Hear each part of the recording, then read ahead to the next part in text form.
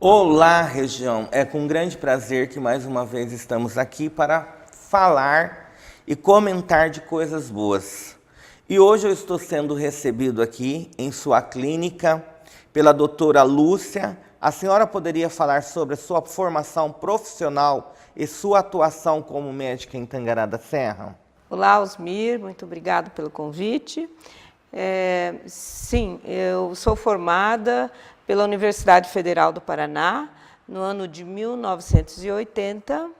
Fiz residência médica no mesmo serviço do Hospital de Clínicas de Curitiba, na área de pediatria, e após 3 anos viemos para Tangará da Serra, motivados pelo fato de que havia na nossa turma uma colega cuiabana, de família bem tradicional, dos Spadoni, que nos animou muito quanto às belezas do Mato Grosso, ao clima, e por isso, então, viemos conhecer a região.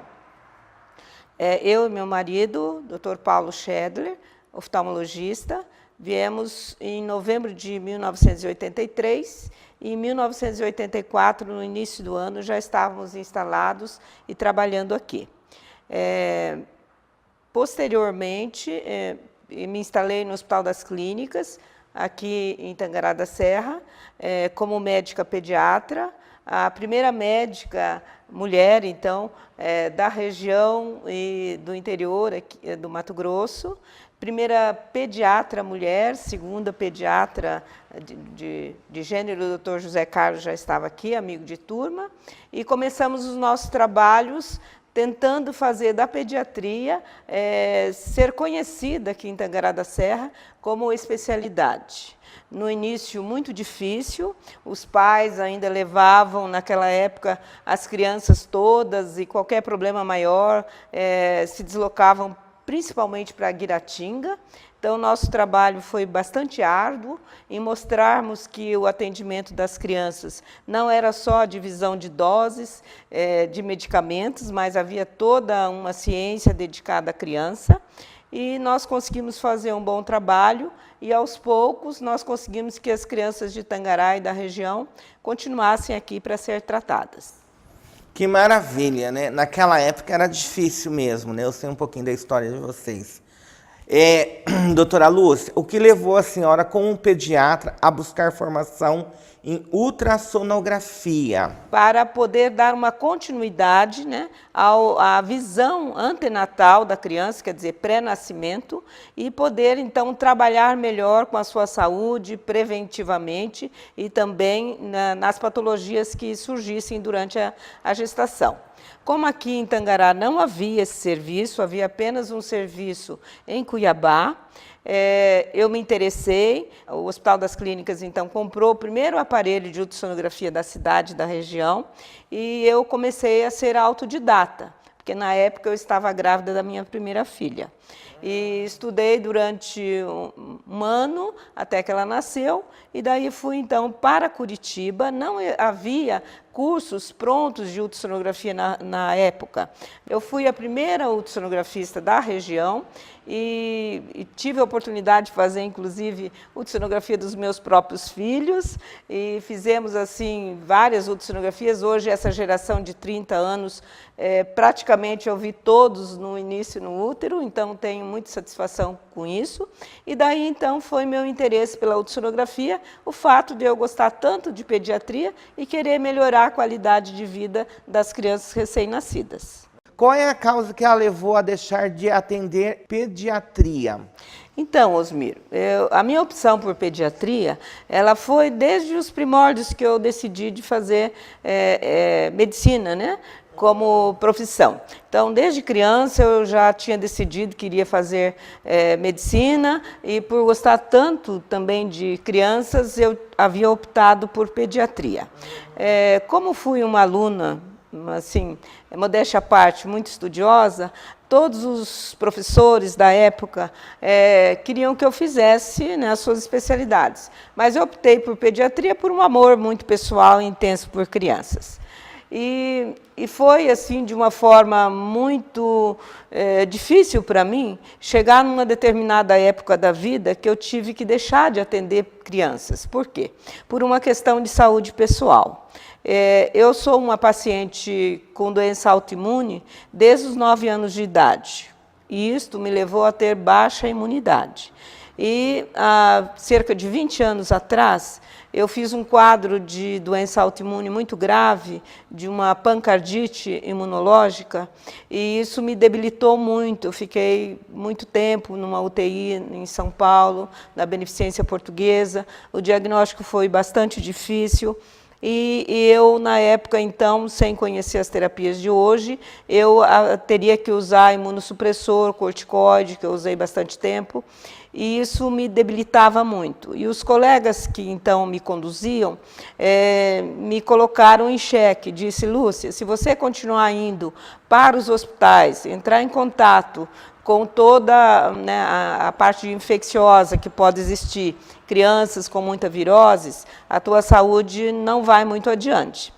Então, por uma questão de preservação da minha saúde, eu tive, com muito pesar na época, de comunicar aos pais que não atenderia mais nessa especialidade, pediatria de consultório, pediatria de atendimento de saúde básico, né? E me dediquei, na época, mandei uma correspondência a todos os pais, coloquei em disponibilidade a eles todas as fichas, encaminhei as crianças mais graves, enfim, fiz uma transição e continuei fazendo, então, só a ultrassonografia, a qual eu já tinha começado a fazer, como relatamos há pouco, em 1984. Continuando, então, e me dediquei nessa época, a partir de então, a estudar ainda mais a ultrassonografia na época neonatal. Então, me dediquei ainda mais aos exames obstétricos intraútero, à prevenção dos agravos dessas crianças, dos fetos, e também me dediquei muito a estudar e fazer as ultrassonografias nas crianças, evitando a ida diária aos hospitais, para a preservação da minha saúde. Que maravilha. Doutora, a senhora, então, já atuou em entidades médicas fora de Tangará.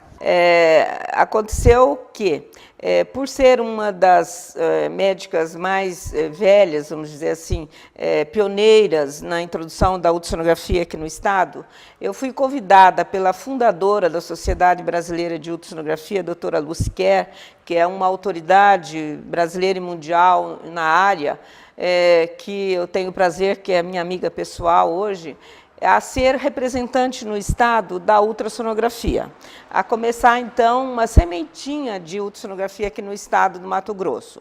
E ela me convidou, na sequência, a participar de diretorias da Sociedade Brasileira de Ultrassom.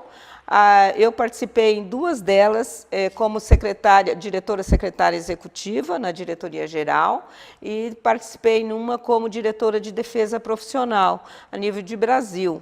Então, fizemos muito trabalho juntas para o reconhecimento da ultrassonografia como especialidade médica.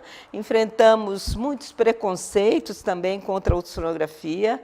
Na época, uma curiosidade, quando eu comecei a ultrassonografia aqui na cidade, alguns colegas que desconheciam o método, eles chegavam a dizer que o aparelho da doutora Lúcia matava crianças. Então, havia um desconhecimento, um preconceito em face do desconhecimento muito grande. Isso eu acho lendário até.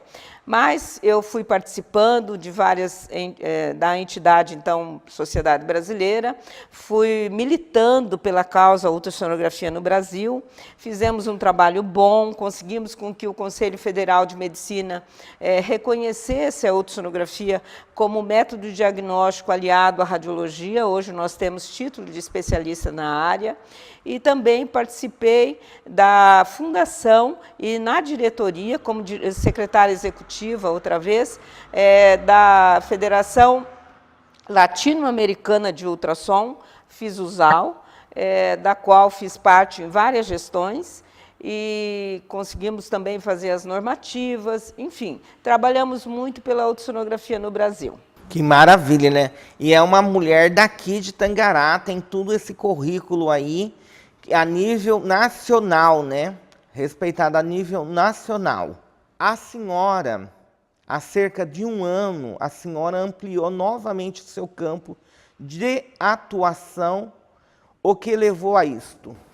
Então, Osmir, como eu te disse há pouco, eu tenho uma patologia autoimune que fazia de quando em quando recidivas e piora da minha doença.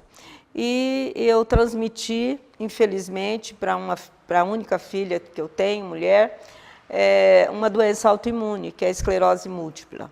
E em busca do tratamento para ela, fora do convencional, que durante 3 anos a debilitava muito, eu cheguei a um grupo de tratamento de doenças autoimunes da Escola Paulista de Medicina, liderado pelo Dr. Cícero Galli Coimbra, um neurologista e neurocientista da escola, e buscando tratamento para minha filha.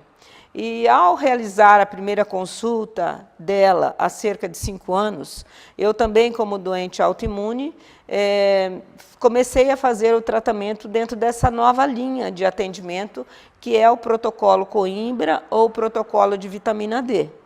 E interessada e vendo os resultados que ocorreram na saúde da minha filha, já desde a primeira consulta, pela peculiaridade de ser mãe e ter uma filha médica, né, eu, mãe médica, e ter uma filha também autoimune, eles me convidaram a fazer um estágio na equipe para que pudesse atender fora de São Paulo, uma vez que a equipe local em São Paulo, não estava mais dando conta da demanda de pacientes que vinham de todo o Brasil e também dos países em geral, da Europa e todo. Então, o doutor Cícero e a médica assistente, doutora Soeli Lourenço, me pediu se eu tinha interesse, eu falei que sim, mas pelo meu ritmo de trabalho local, eu não pude fazer esse estágio logo de início, há 5 anos.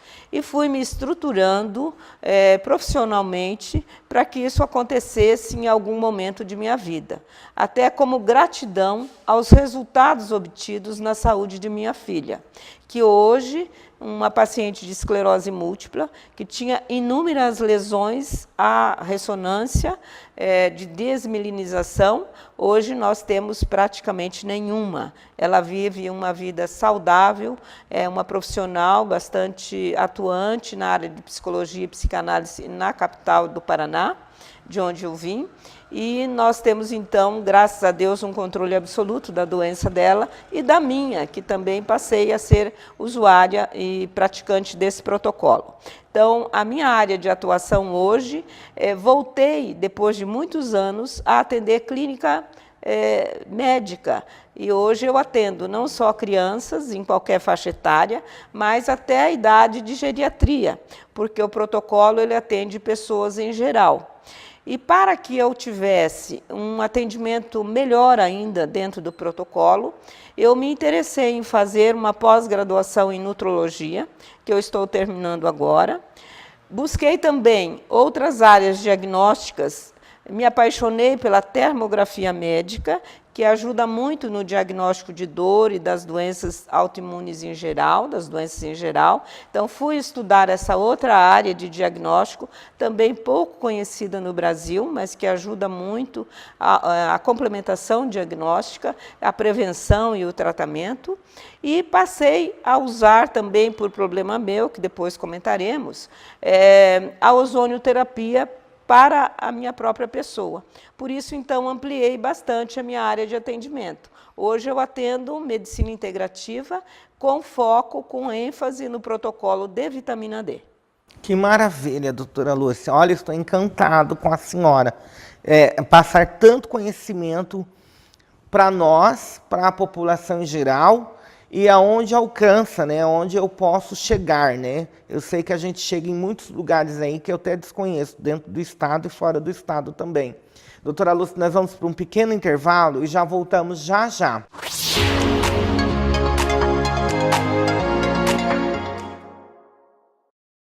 Nossa história sempre foi feita de várias outras, de momentos que fizeram valer cada gota de suor. Não, eu fiz o curso, eu tenho o certificado que eu fui bem sucedido. De peão, de rude, matuto, você virou doutor. Acesse senarmt.org.br/25 anos e envie a sua história. Senar Mato Grosso, uma instituição do Sistema Famato. Onde tem de tudo? Hipercotado, onde tem de tudo. Está precisando de ferramentas? Está precisando de tintas? Está em busca de material elétrico? Procura utilidades para a sua casa?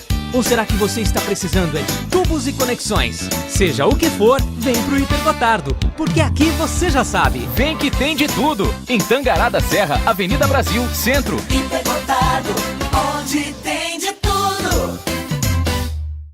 Tem gente que prefere contar com a sorte para se proteger e manter seguras suas conquistas. Mas o melhor mesmo é contar com quem entende do assunto. Premium Corretora de Seguros. Com quem você pode proteger o seu carro ou sua casa. Seguros só com corretores de seguros. E para a sua tranquilidade e da sua família, também temos opções de seguros de vida. Além de seguros para profissionais, empresas, pecuário, frotas, entre outros. Faça uma cotação. Acerte na escolha. Escolha Premium Corretora de Seguros. O Tangará Shopping é único em todos os sentidos. É o lugar certo que tem tudo o que preciso. É único na simpatia das pessoas. Tem seus perfumes e sabores. Tem moda. Tem tendências para todo mundo. Então, eu curto e compartilho essa ideia. E o melhor, tudo pertinho de você. Curta e compartilhe o Tangará Shopping, o lugar certo, onde tem tudo que você precisa. No Assim Assado, quarta noite tem frango no rolete, quinta à la carte e sexta com rodízio de massas. Aos domingos para o seu almoço, carne assada e frango no rolete. Assim Assado, fone 3326-6436. Aqui tem tudo para meu amor. Será que ela vai gostar? Será que ele vai gostar? Ai, esse vai ficar lindo nele. Para seu amor, dê presentes Visocenter. Relógio Champion a partir de R$ 195 à vista. Óculos solar Atitude a partir de R$ 180 à vista. Gargantilha com pingente a partir de R$ 390 à vista. E ainda, sua aliança velha serve de entrada em uma nova. Namorados Visocenter. A Boutique Espaço da Moda Festa e Plus Size traz para você, mulher tangaraense, o que há de mais moderno, confortável e elegante para o seu dia a dia e ocasiões especiais. Na linha Plus Size, Festa e Casual, você encontra looks dos tamanhos 44 ao 54 e agora também temos moda evangélica. A única forma de você saber se um vestido fica bem em você é vestindo em você. Venha, Espaço da Moda Festa e Plus Size, Avenida Tancredo Neves 413W no centro. Fone 3325-1674.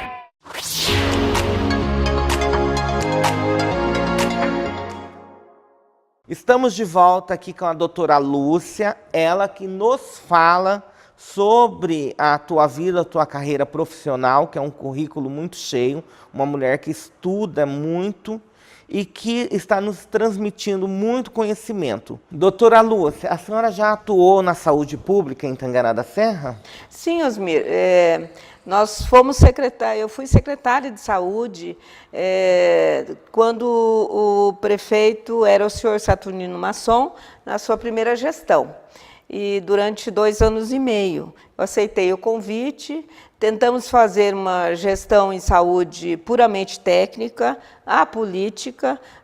Quero até agradecer pessoalmente, ainda sempre agradeço ao prefeito Saturnino da época, que nos permitiu isso, não influenciou politicamente nas nossas ações e fizemos um trabalho que até hoje é bastante reconhecido. Na época, tivemos a felicidade de colocar a funcionar a unidade mista de saúde, nomear assim, que hoje se transformou na UPA e no Hospital Municipal. Naquela época que assumimos, o prédio estava abandonado, fizemos as adequações e conseguimos a classificação em unidade mista de saúde. Fizemos trabalho a nível de Conselho Estadual de Saúde, dos secretários municipais. instalamos o Conselho Municipal de Saúde de Tangará da Serra, fizemos o primeiro curso para regularizar a situação das auxiliares, atendentes na época de enfermagem, que estavam todas irregulares na cidade. Fizemos o primeiro concurso de auxiliar de enfermagem. Trouxemos para Tangará da Serra um internato rural, da qual eu fui supervisora durante os quase 3 anos que fui secretária de saúde. Fizemos várias ações conjuntas com o então secretário municipal de educação, o Wilson Ferro. Tivemos muita repercussão até a nível nacional com esses trabalhos. Fizemos campanhas locais para atendimento em saúde ocular, em saúde bucal. Fizemos muitos trabalhos também para a doação de leite para as crianças, para o controle da desnutrição infantil.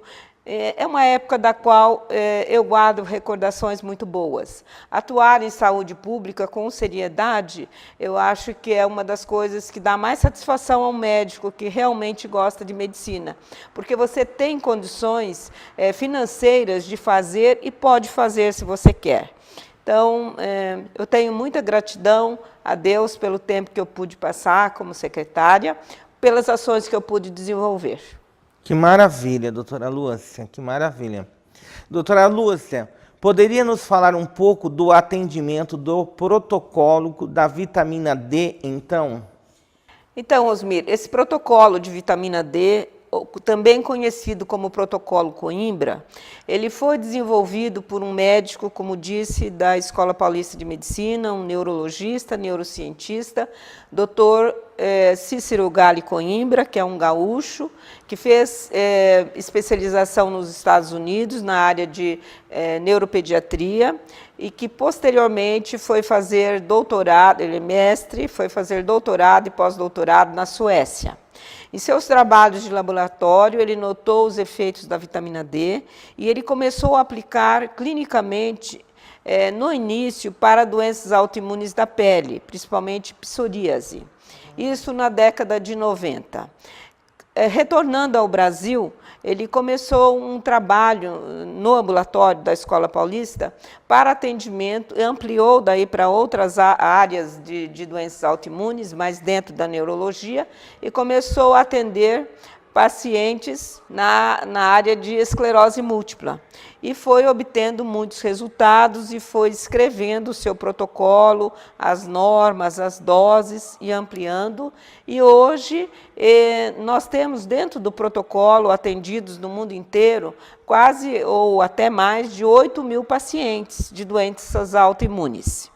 Como isso é uma demanda muito grande, ele não tinha mais como continuar atendendo pessoalmente. E ele foi convidando, como eu disse, médicos para integrar a equipe do protocolo. Hoje nós somos aproximadamente 150 médicos treinados que atuam no Brasil e no mundo. Então, se você entrar no site do Instituto de Autoimunidade de Vitamina D, lá tem a relação dos médicos que atendem, treinados e autorizados pelo Dr. Cícero. Neste protocolo, quer dizer, nesse conjunto de médicos, eu me incluo com muito orgulho, porque desde que comecei a atender e fui treinada por ele há mais de 1 ano agora, eu tenho obtido excelentes resultados no controle de doenças autoimunes. Hoje eu represento aqui em Tangará da Serra o protocolo Coimbra, o protocolo de vitamina D, e eu sou a única médica para a nossa região e para a região norte. Nós temos médicos mais no sudeste, no sul, no centro-oeste, tem eu aqui em Tangará da Serra, há 2 colegas em Brasília, há um colega em Campo Grande, um em Goiânia e nenhum outro lugar. Então, hoje eu dou cobertura para toda essa área, eu recebo pacientes de toda a região, de outras cidades, de outros estados aqui também, Quando o paciente, eu nem preciso fazer marketing disso, porque é o próprio Instituto de Autoimunidade que direciona e marca as consultas na sua grande maioria. Então, quando um paciente procura consulta em São Paulo, se é da nossa região ou daqui para cima dos estados aqui vizinhos, o Instituto manda que nos procure. Hoje eu tenho uma demanda grande de pacientes nessa área, vindos então do próprio Instituto de Autoimunidade. E a termografia? Poucos médicos conhecem este método de diagnóstico. Como a senhora poderia explicar para que serve este exame e quem pode fazê-lo? Então, Osmir, a termografia médica ou termologia, que é a ciência que estuda termografia, ela começou na década de 50 e aqui no Brasil, nos outros países já avançou bastante, e ela cresceu quando um cientista médico, um médico, observou que num câncer de mama havia uma diferença significativa de temperatura, e isso teve uma correlação com a fisiologia da doença, a fisiopatologia da doença, e foi crescendo. Curiosamente, a termografia ela começou na década de 50, mais para o uso na guerra, para que guiasse os soldados à noite. E foi, então, circunstancialmente vista por esse médico que ela também poderia servir ao diagnóstico de saúde. E hoje nós temos no Brasil um médico curitibano, por sinal, da minha escola, da escola da Universidade Federal do Paraná, Dr. Marcos Brioski, que é um grande estudioso na área de termografia médica, que é o responsável pelo curso de pós-graduação que hoje tem nesta área, na USP.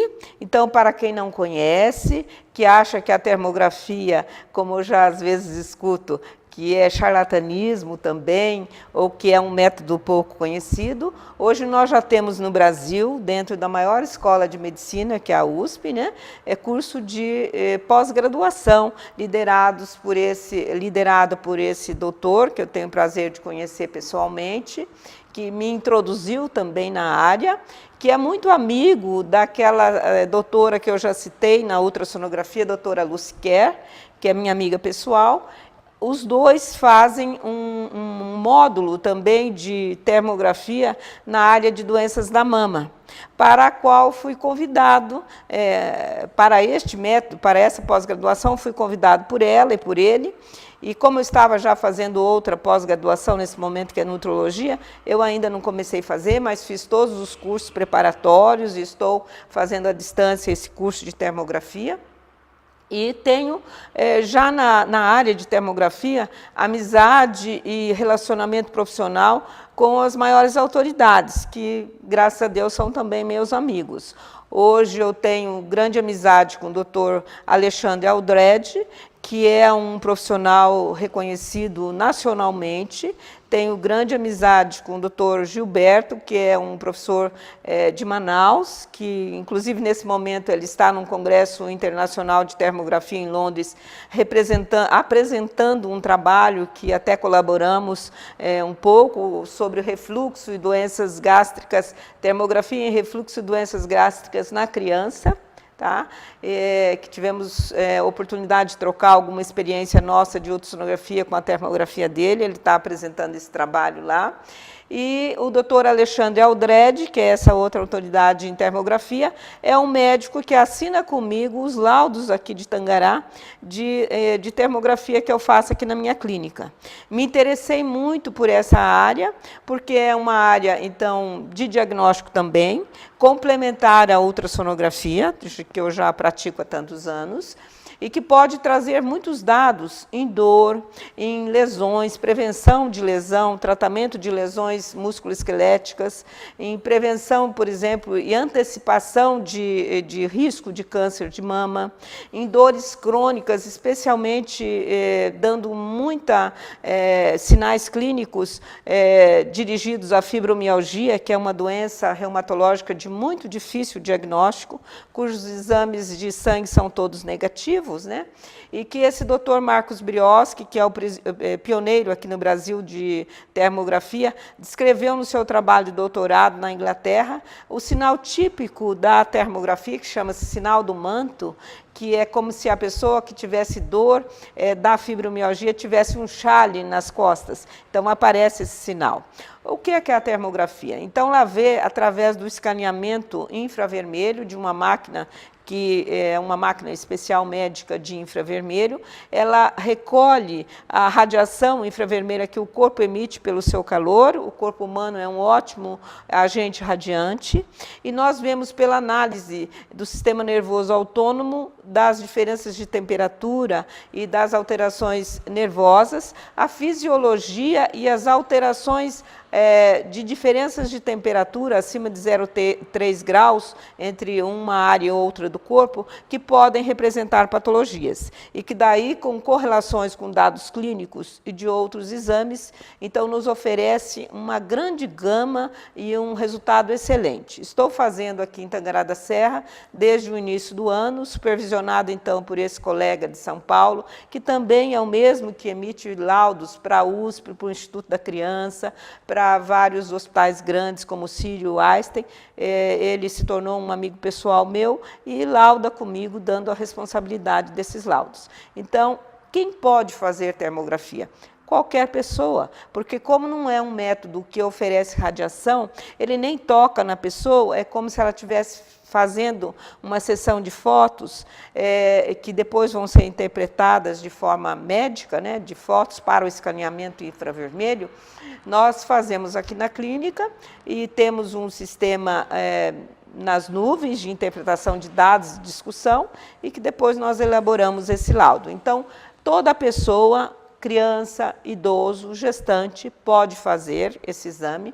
Não há radiação, não há contraindicação e, pelo contrário, todos podem fazer e ajuda muito, auxilia diagnósticos, e nós hoje estamos fazendo com grandes resultados. Há um preparo de apenas não ter tomado sol direto durante uma semana, e alguns detalhes mais de substâncias que não podem ser usadas, cremes, etc., que nós passamos as informações para os pacientes que vêm buscar. Doutora Lúcia, e a ozonoterapia, o que é e quando surgiu?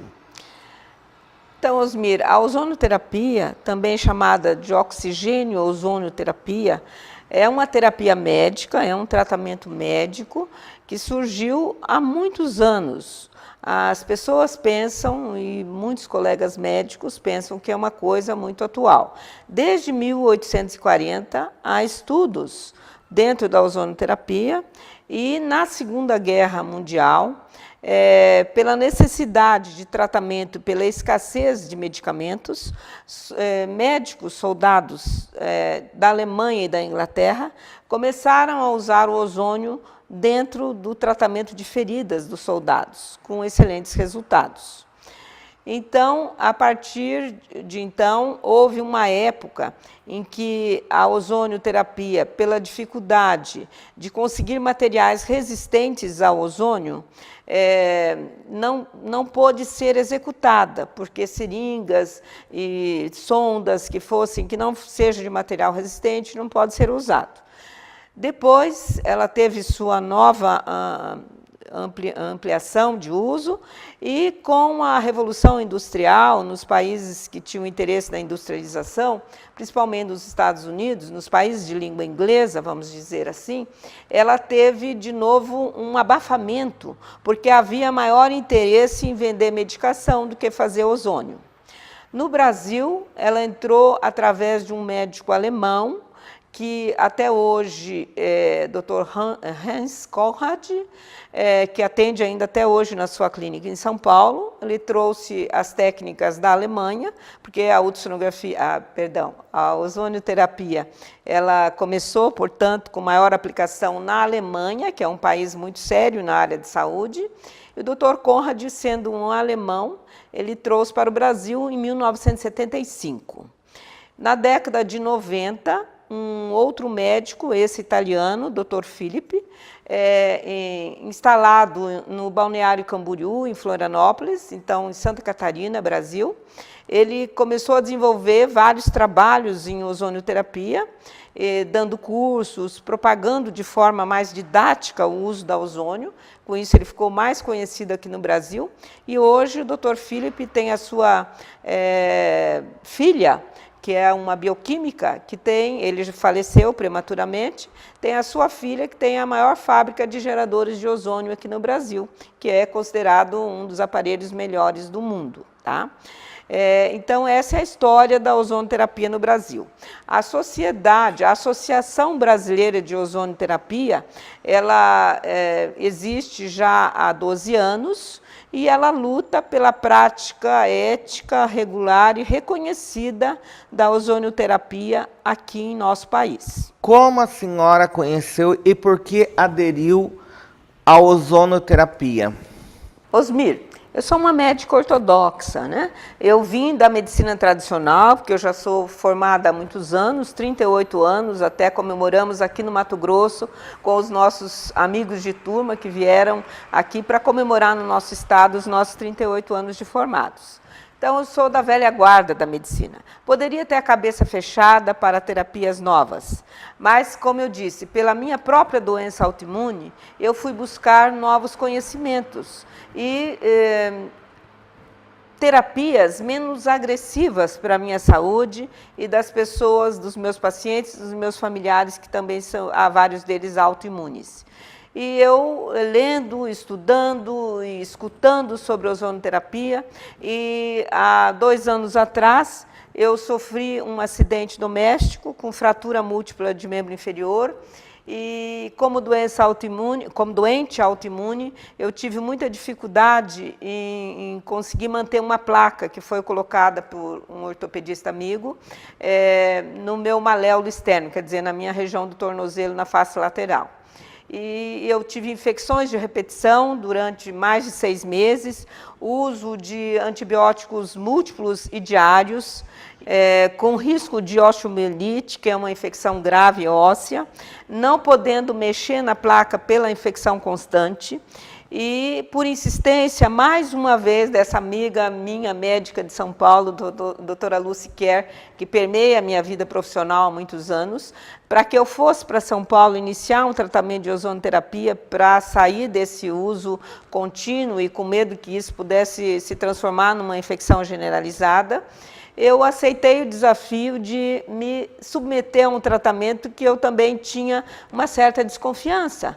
Aquilo que você não conhece direito, você tem desconfiança, não é? E você tem 2 caminhos. Ou você parte para estudar, ou você emburrece e tem preconceito. E eu parti para estudar e resolvi, então, acatar a opinião dela e fazer em mim mesma o uso da ozonioterapia. A partir da 2ª aplicação de ozônio, eu já não tive mais necessidade de fazer nenhum uso de antibiótico e eu já completei mais de 1 ano sem nenhuma medicação. O ozônio não só foi bom para a minha doença da época, que era a infecção, a celulite, e daí adiante, se eu estivesse mantendo uma possível osteomielite secundária a essa infecção contínua e resistente aos antibióticos comuns, eu passei a usar ozônio diário no início, posteriormente com frequência maior, e hoje eu utilizo ozônio 2 vezes por semana. Depoimento da própria médica aí, então, né? Que está nos falando que teve resultados positivos, né? Por isso que essa entrevista a gente está fazendo, porque a gente já estava querendo marcar, né, doutora? Para que a gente pudesse apanhar esse testemunho da doutora Lúcia. Doutora Lúcia, como você pode usar e para quais doenças o ozônio pode ser aplicado? Osmir, o ozônio é uma molécula que nós obtemos através do oxigênio medicinal, que todo mundo conhece, passando por uma máquina que é denominada de gerador de ozônio, que ela faz sobre o oxigênio uma descarga elétrica de alta tensão, e desdobra a molécula dele, transformando então o O2, que todo mundo conhece, em O3, que é a molécula de ozônio, que é um gás instável, e que dura por pouco tempo e depois ele volta a se transformar em oxigênio. O mecanismo de ação dele é interagir com as várias membranas do corpo humano, por isso que ele pode agir em tantas situações, em tantas doenças, porque ele se difunde interagindo em várias membranas do corpo humano. Por isso, ele é um antioxidante potente, se usado em doses controladas, né, para fazer uma oxidação controlada. Ele tem poder anti-inflamatório, analgésico, antibiótico. Uma característica interessante e importante do ozônio é que ele não cria resistência, antifúngica e antivirucida. Então, daí você me pergunta, mas então o ozônio é uma panaceia? Panaceia em medicina quer dizer um medicamento que é usado para tudo. Então, é para enganar o povo, né? Não. Quem não conhece deve estudar, porque o ozônio não é uma panaceia. É pelo seu mecanismo de ação múltiplo, como eu estou explicando, que ele pode justamente agir em tantas localizações e em tantas doenças. Tá?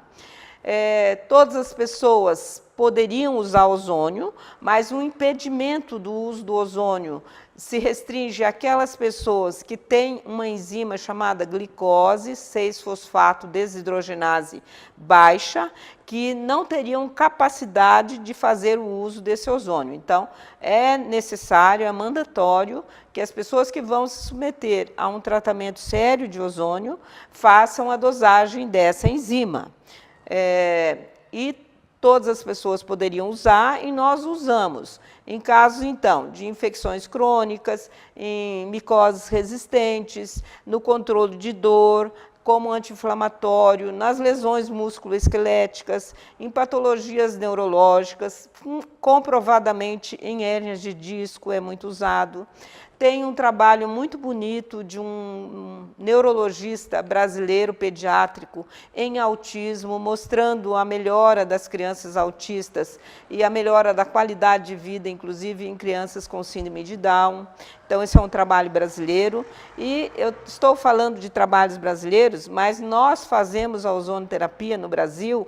A ABOS, ela aplica e ensina a nós médicos os protocolos internacionais. Então, a experiência e o uso do ozônio no Brasil é calcada em países sérios de anos e anos de uso de ozônio. Alemanha, Espanha, Cuba, Rússia, enfim, vários países hoje que usam e que têm, inclusive, na saúde pública, aplicado o ozônio para a população. Que maravilha, né?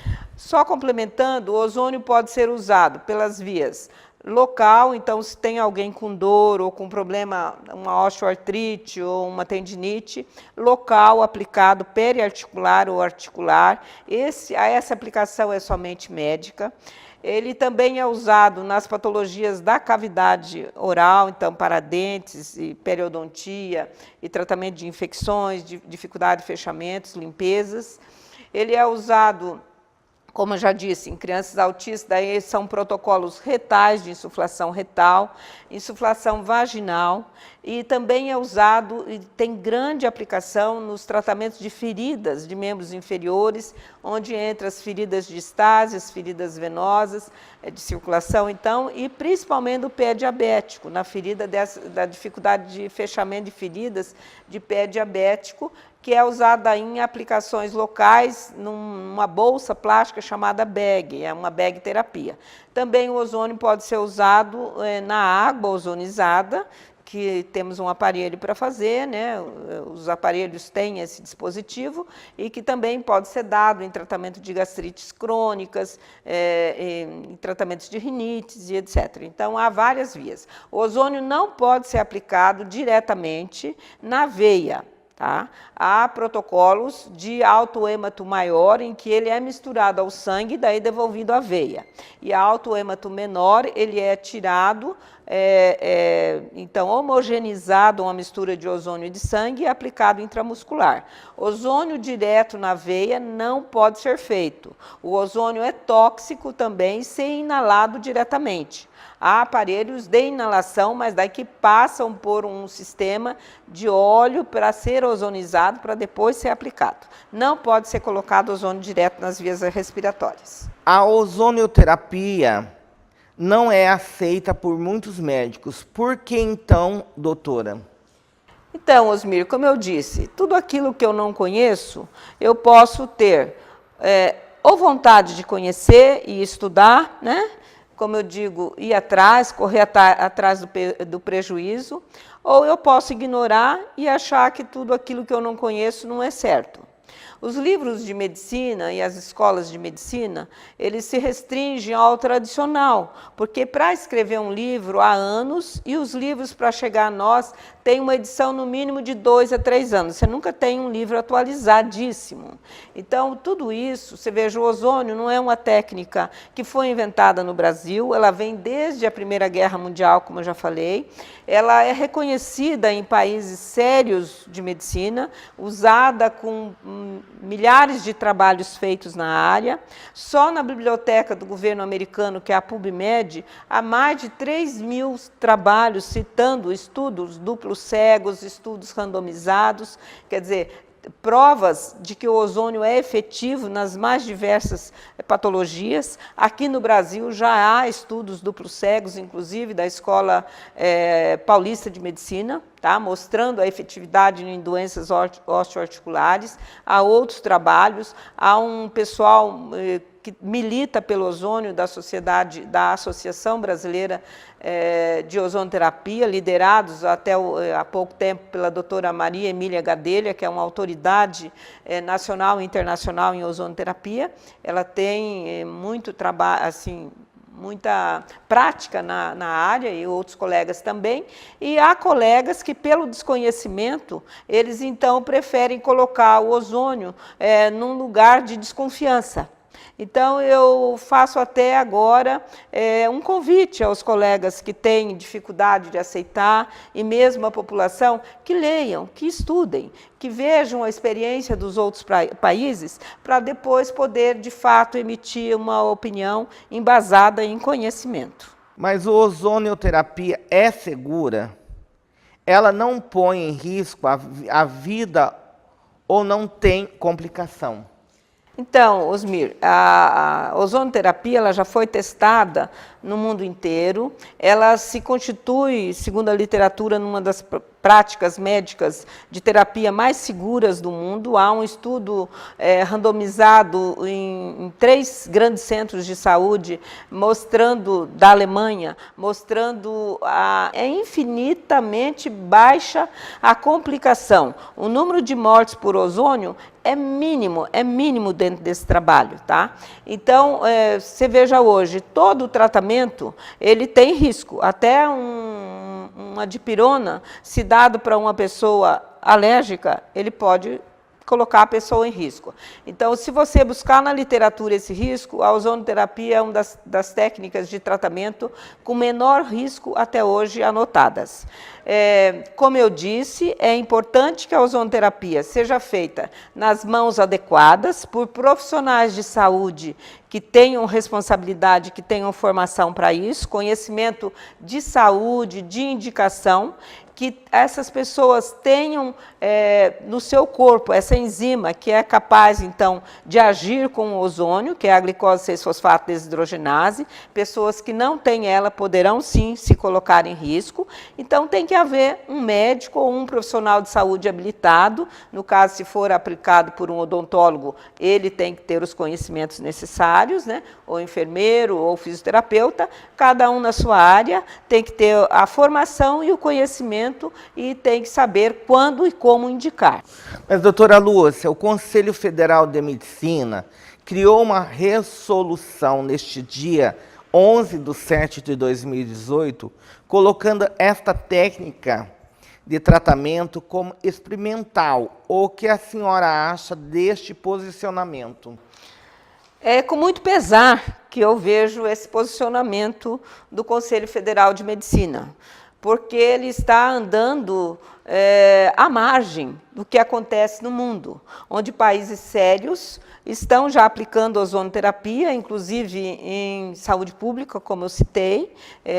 Esqueci de citar o nosso país irmão, Portugal, onde há em vários hospitais públicos a ozonoterapia para todas as áreas de aplicação, onde é considerado a ozonoterapia um ato médico, quer dizer, só o médico pode realizar lá em Portugal. Então, o conselho nosso, será que o cidadão português, o cidadão espanhol, o cidadão alemão, o cubano, o russo, ele não é ser humano como é o brasileiro? Será que é diferente? Eu faço essa pergunta. Outra coisa, o Conselho Federal de Odontologia reconheceu há 2 anos já o uso do ozônio para tratamento das doenças orais, das doenças, então, da cavidade oral. Será que a boca, eu faço essa pergunta, será que a boca não faz parte do corpo humano? Então, não dá para entender, né? Então, você começa a entender quando você sabe que há conflito de interesses entre colegas do Conselho Federal de Medicina com a indústria farmacêutica, com a indústria de curativos. Por quê? Porque a Sociedade Brasileira de Ozonoterapia, a Associação Brasileira de Ozonoterapia, a ABOS, ela realizou estudos desde que a doutora Maria Emília assumiu a sua gestão, de milhares de trabalhos, levou a literatura científica do mundo inteiro e fez um estudo socioeconômico junto ao SUS do que representaria de recursos que não seriam gastos de economia, portanto, se o ozônio fosse aplicado na rede pública de saúde. E o grande estudo foi feito só em pés diabéticos, por exemplo, mostrando o que seria de economia para o SUS. E isso foi levado ao Conselho de Medicina, que simplesmente engavetou e ignorou. Hoje, nessa reportagem de domingo, eles citaram que leram mais de 36 mil trabalhos. Isso não pode ser real. Ler 36 mil trabalhos em medicina com dados não é fácil, tá? Então, a gente não acredita nisso, nós fazemos esse desafio, e o Conselho de Medicina está, nesse momento, cerceando o direito do médico em aplicar a favor do seu paciente, que está descrito na Constituição, que nós podemos fazer a favor do nosso paciente tudo que nós julgarmos e que o paciente consentir, tá? Para o seu bem. Então, é um direito constitucional do médico e é uma cláusula prevista na Constituição que quem deve normatizar a saúde no Brasil é o governo federal, é o Ministério da Saúde. E que tudo que estiver abaixo do Ministério da Saúde é menos importante. Então, o Conselho é uma autarquia subordinada ao governo federal. Então, se há interesse e se esse governo federal normatizou a ozonoterapia no Brasil como prática de saúde complementar agora, recentemente, nós não podemos ter um conselho que diga que a ozônio tem que ser só experimental. Então, o experimental é uma coisa muito grave nesse caso, porque nós estamos deixando de dar para os pacientes que estão sendo beneficiados por essa terapia, inclusive eu dou o meu testemunho pessoal, que sou beneficiada, o direito dele usar em seu favor uma terapia tão reconhecida já e tão comprovada no mundo inteiro. Doutora Luz, e no Brasil há outros profissionais que reconhecem o uso da ozonioterapia na saúde? Então, só para reforçar, o Conselho Federal de Odontologia reconhece e aplica, o Conselho Federal de Enfermagem e o Conselho Federal de Fisioterapia. Então, essas três categorias profissionais já são autorizadas, menos as aplicações intramusculares ou intraarticulares. Esse é um ato ainda que é dado ao médico, a sua competência. E há outros conselhos estudando já o reconhecimento também na área de saúde. Como está o uso da ozonioterapia hoje na prática aqui em nosso país e nos demais países onde ela é usada? Então, no Brasil, há um grande número de médicos associados à Associação Brasileira de Ozonoterapia, que são regulamentados e usam protocolos internacionais, usando nessas várias doenças que eu já citei, com grande êxito. Com grande aceitação dos pacientes, porque melhora a vida. Ontem mesmo foi feita uma reportagem pelo Boris Casoy, mostrando casos verídicos de pacientes, mostrando que ganharam depois do uso da ozonoterapia. E nos outros países, como eu citei, Portugal, Espanha, Alemanha, Rússia, Inglaterra tem, Estados Unidos, 23 estados dos Estados Unidos utilizam e aprovam ozônio, tá? Então, há uma proteção, há um estado protecionista sobre a indústria farmacêutica, mas, mesmo assim, 23 estados nos Estados Unidos utilizam. Aqui, na América Latina, em Cuba, a ozonoterapia é muito utilizada. E, na Argentina, inclusive, a colega neurologista e neurocirurgião que opera somente hérnia de disco através de ozonoterapia. Aqui no Brasil também há, e há a experiência até de um tangaraense que eu indiquei para ele um tratamento por ozonoterapia cirúrgico e que ele passa muito bem, obrigada. Sobre a reportagem do Fantástico, no domingo, do dia 8/7, o que a senhora pode nos explicar? Sensacionalista. Se eu pudesse falar de um único adjetivo, é sensacionalismo.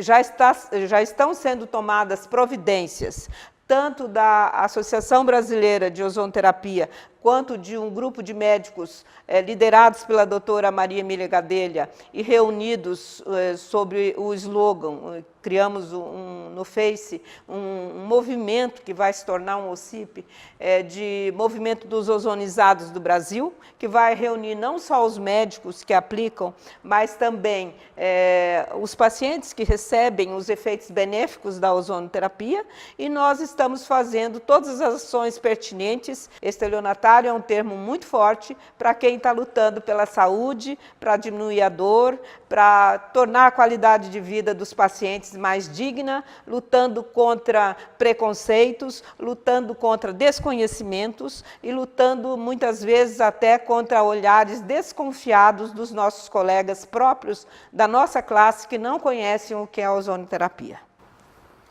Doutora Lúcia, a sua experiência pessoal com seus pacientes na ozonioterapia, como tem sido? Eu quero uma doente autoimune, que sou uma doente autoimune, a autoimunidade nunca passa, e que tinha que me encher de medicamentos diários para poder atender, para poder sempre estar sorrindo e mostrando esse meu lado de bem-estar, que na realidade eu escondia as minhas dores. Eu tomava vários analgésicos e anti-inflamatórios por dia. Depois que eu comecei a usar a ozonoterapia em minha própria pessoa, eu já praticamente dou prejuízo para as farmácias, não uso mais, raramente não tomo praticamente há mais de 2 anos, não tenho tomado medicação nesse sentido. Então, a minha experiência pessoal, eu extrapolei para os meus pacientes e hoje eu colho frutos que eu te digo, desses 38 anos de minha prática profissional,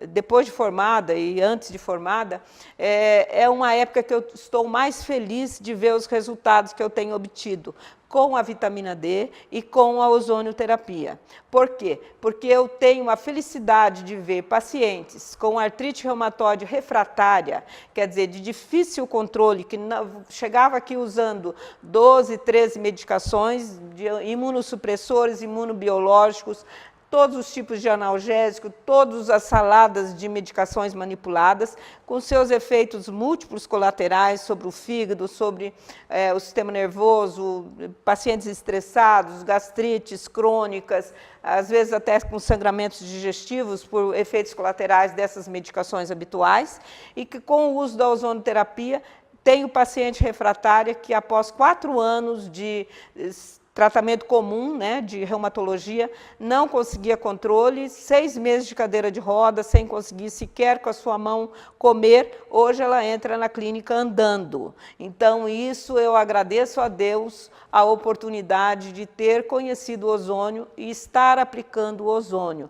Hoje o paciente chega, depois da reportagem do Fantástico, eu recebi inúmeras ligações, inúmeras mensagens, vocês podem até ver através das redes sociais, de apoio e falar: doutora, vai acontecer alguma coisa com a senhora? Nós não vamos deixar, nós queremos que a senhora continue a nos tratar. Tá? Então, isto é o resultado da ozonoterapia e de um trabalho comprometido com o meu paciente, porque eu coloco mesmo o coração acima de qualquer risco, porque eu vou lutar, sim, para que a ozonoterapia seja reconhecida no Brasil para todos. Doutora Lúcia, nós agradecemos a sua presença aqui no programa Osmir Bardelli e deixo para as considerações finais que a senhora faça aí o uso da palavra.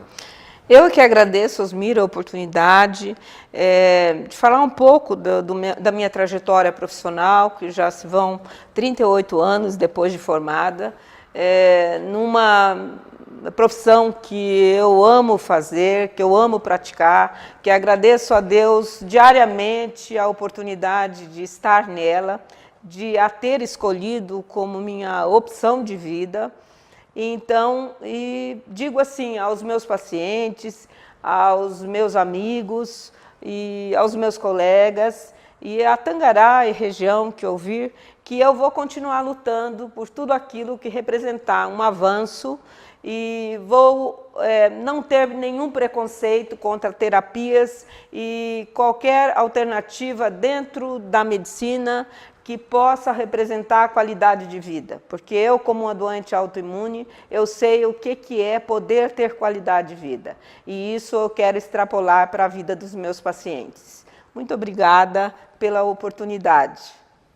Eu que agradeço a senhora por ter nos passado tanto conhecimento, tantas informações importantes para toda a população, para toda a região.